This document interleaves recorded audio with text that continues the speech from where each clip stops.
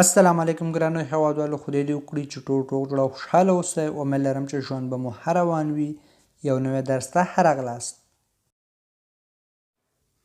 نن زموږ د درس موضوع دی لو پریزون. د دریم ګروپ هغه فعلونه چې په تی اغ او باندې ختمیږي څنګه کولی شو چې په پریزون کې استعمال کړو. دا ټول په دې درس کې سره د مثالونو تاسو لپاره تشریح کوم. ویډیو تر اخره را سره وګورئ. انشاءالله ډیر ښه به ورباندې پوه شئ. راځئ چې اوس درس شروع کړو. د لومړي ګروپ او دویم ګروپ فعلونه په تیر درسونو کې هم تشریح کړي دي. تاسو کولی شئ چې لاړ شئ چینل ته او هلته هر یو لپاره ځانګړی ویډیو مو جوړ کړی دی، هغه وګورئ. په دې درس کې د دریم ګروپ فعلونو په باره کې خبرې کوو. د دریم ګروپ هغه فعلونه چې په تی اغ او باندې ختمیږي دا څنګه کولی شو چې په پریزون کې استعمال کړو. Les verbes dont la terminaison à l'infinitif est TRO se conjuguent de la façon suivante. هغه فعلونه چې په تی اغ او باندې ختمیږي په دې طریقې سره په پریزون کې استعمال کولی شو. کله چې د لانفینیتیف فعل ترمینیزون تی اغ او وي نو دا چې په پریزون کې استعمالو د تی اغ او په ځای دغه اندینګونه اضافه کوو. یعنی ژ لپاره تی اس، چو لپاره تی اس، ایل ال اون لپاره تی، نو لپاره تی او ان اس، وو لپاره تی او زد، ایل ال جمع حالت لپاره تی او ان تی.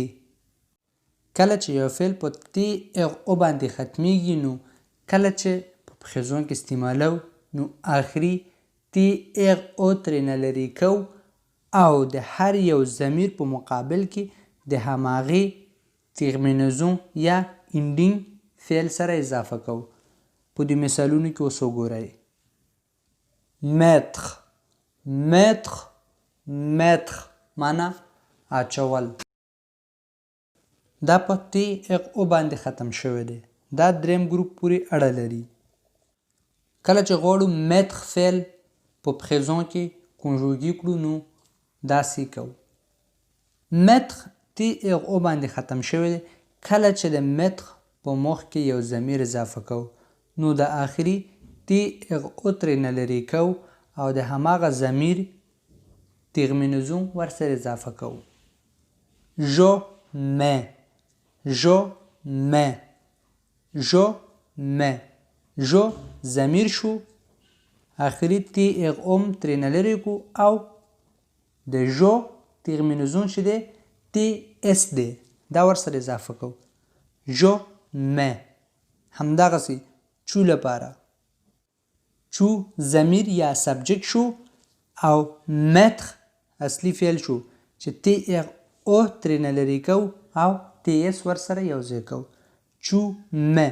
همدغسې ټولو ضمیرونو لپاره ایل مه، ایل مه، ایل مه، ال مه، ال مه، ال مه، اون مه، اون مه، on met, nous mettons, nous mettons, nous mettons, vous mettez, vous mettez, vous mettez, ils mettent, ils mettent, ils mettent, elles mettent, elles mettent, elles mettent.